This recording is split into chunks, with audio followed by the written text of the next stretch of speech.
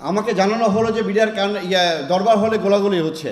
আমি সঙ্গে সঙ্গে আমার গাড়ি পাশেই ছিল, আমি গাড়িতে উঠে দ্রুত আমি ধানমন্ডি ক্যাম্পে চলে আসি, ধানমন্ডি ফিজিক্যাল ট্রেনিং ক্যাম্পে। সেখান থেকে আমি 7টা AK-47 ড্র করি, প্রায় 2000 রাউন্ড নিই, আমার সাথে আরও 7 জনকে সঙ্গে নিয়ে নিই। আমি 10টার ভিতরে পৌঁছে যাই 4 নম্বর গেটের কাছে, এখানে জাপান ফ্রেন্ডশিপ ঠিক হসপিটালের উল্টা দিকে আমি যে ওখানে অবস্থান নিই। তখনও গেটে কিন্তু 2 থেকে 3 জন সৈনিক পাহারা দিচ্ছিল, 1টা-2টা গুলি আসছিল। এর ভিতরে আমি এডিজি কর্নেল রেজানুরকে জানালাম, ডিজি হাসান মাহমুদকে জানালাম। আপনি জানেন এই হাসান মাহমুদ পরবর্তী যে পুলিশের সে IGP হয় এবং স্পেনের রাষ্ট্রদূত হয়, এবং কর্নেল রেজাকে কিন্তু তারা পরে আপনার মেজর জেনারেল বানায়, MS ছিল, সে DOC ছিল। যে এরা কী করলো, আমাকে ফোন করে একটার পর একটা ফোন শুরু করলো যে জামান তুমি ভিতরে ঢুকবে না। তা আমি জিজ্ঞাসা করলাম, স্যার আমরা এখানে অফিসারদের তো মেরে ফেলতেছে, আমাদের কাছে আসতে গুলি শুরু হয়েছে।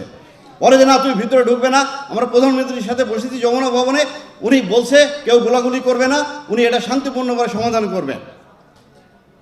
বিডিআর হত্যাকাণ্ড কোনো হত্যাকাণ্ড ছিল, এটা পরিকল্পিত একটি হত্যাকাণ্ড ছিল, যেখানে শেখ হাসিনা সরাসরি জড়িত, এবং তার নানক, মির্জা আজম, তাপস প্রত্যেককে।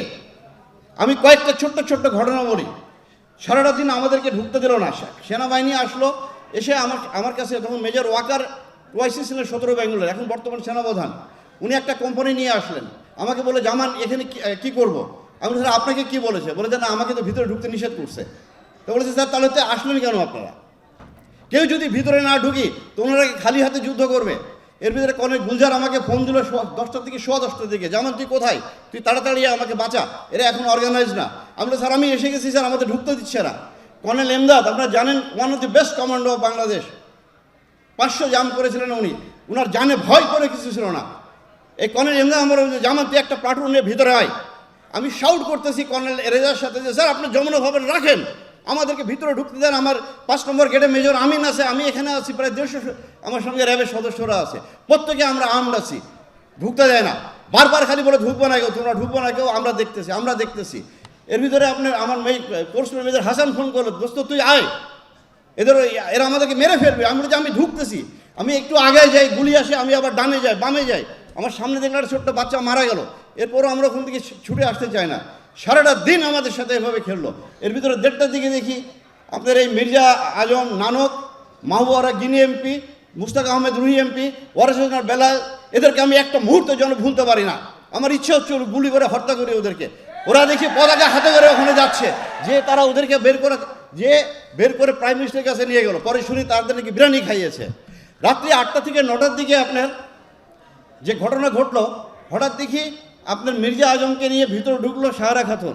সে যে কোয়ার্টারগার্ড থেকে কিছু বিডিআরের DD অফিসারদের আপনার ওয়াইফদেরকে বের করলো, আমাদের কোনো অফিসারদের ওয়াইফকে বের করলো না। তখন রাত্রি 9টা, মির্জা আজম ঢুকেছে দরবার হলে। আমার কাছে তখন মেজর মুনির উপরে বেঁচেছিল আপনার সিলিংয়ের ভিতরে, এই মুনির এখনও বেঁচে আছে। এর সঙ্গে আমার কন্টিনিউয়াসলি যোগাযোগ, আমার সে মেসেজ পাঠাচ্ছে, আমি মুনি তুমি যেভাবে থাকো বেঁচে থাকো, তুমি করো না, কথা বলো না। বলে সে মেসেজ দিচ্ছে স্যার মির্জা আজম ভিতরে। মির্জা আজম ভিতরে ঢুকে উল্লাস করছিল, যে বলেছে সে কর্নেল গুলজারের লাশ খুঁজছিল, গুলজারকে মারা হয়েছে কিনা সে দেখতেছে, যে দেখে খুশি হয়েছে সে। কারণ এই কর্নেল গুলজার আমরা প্রায় 200-র ঊর্ধ্বে JMB-কে গ্রেপ্তার করি। আমি সেই 2005, 6, 7, 8 সালে র্যাবের CO ছিলাম। আমরা ওই শাহেক আব্দুর রহমান কর্নেল গুলজার গ্রেপ্তার করে, পরে সে ওখান থেকে বের হয়ে আসে। আমি যখন রাত্রি প্রায় 10টার দিকে যখন দ্বিতীয় 26 তারিখে ভিতরে ঢোকার চেষ্টা করতেছিলাম, ঢুকতে দেয় না। এরপরে আমি নিরস্ত্র অবস্থায় আমি মেজর রাজন এবং একে আপনার মেজর ফয়সালকে তারপর জোর করে ভিতরে ঢুকে আমি যখন প্রথমে আমি চলে যাই, তখন রাত্রি বাজে 9টা, 26 তারিখ। ডিজির বাসায় যেয়ে ঢুকলাম, ঢুকে দেখি রক্তাক্ত সব জায়গা, পিন ড্রপ সাইলেন্স। তো আমি ভিতরে দোতলায় ঢুকে যখন ডিজির বেডরুমে ঢুকতে গেলাম, আমার পায়ের সঙ্গে একটা লাশ লাগলো। আমি ধরে নিয়েছিলাম হয়তো ডিজির ওয়াইফ বা কেউ হবে, পরে দেখি এটা কর্নেল দেলোয়ার। তো এই যে আপনার পুরা জিনিসটা, পরের দিন যখন আমি ইন্টারোগেশন শুরু করলাম, এই 2-3 দিন পরে ইন্টারোগেশনে যে আমি সুবেদার তোরাব আলীকে ধরলাম। এই সুবেদার মেজর তোরাব আলী কে ছিল? লেদার লিটনের ভাই, শীর্ষ সন্ত্রাসী, আওয়ামী লীগের হাজারীবাগের নেতা। তোরাব আলীর মোবাইলে আমি প্রায় 42টা কল পেয়েছি, যেখানে সে ইন্ডিয়ার সাথে যোগাযোগ করতেছে। এই কলগুলো আমাদেরকে বের করতে দিল না। আমি কাজলকে ধরলাম, কাজলের মোবাইল কম্পিউটারে আমি পেয়েছি পুরো নকশা কিলিংয়ের। এই কাজল, তোরাব আলী, আমি সিপাই হাবিবকে ধরে যখন ইন্টারভিউ করি, তার পকেটে আমি পেলাম তাপসের ভিজিটিং কার্ড। আমি তাকে জিজ্ঞাসা করলাম তাপস কি করতে আসতো, বলে স্যার উনি মাঝে মাঝে আমাদের ক্যান্টিনে আসতো। একজন এমপি কীভাবে ক্যান্টিনে আসে, কার অনুমতি আসতো? পুরাটা প্ল্যান গেম ছিল, তারা এই কিলিংটা করলো। কিন্তু আমাকে 11 দিনের মাথায় ইন্টারোগেশন বন্ধ করে আমাকে পোস্টিং করে দিয়ে ডিজিএফআই এমআই থেকে বলা হলো তুমি যদি পরবর্তীতে কথা বল তোমাকে অ্যারেস্ট করা হবে। পরে 12 সালে আমাকে আপনার অবসরের জন্য চিঠি ধরিয়ে দিলে তুমি বাড়ি চলে যেতে পারো। এই পুরা কিলিংটা আপনি একটা পুরো অর্কেস্ট্রেট কিলিং। এই কিলিংয়ের সাথে শুধু এরা না, আমাদের প্রতিবেশীও জড়িত আছে।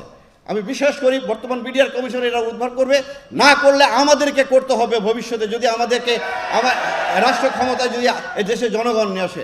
ধন্যবাদ সকল।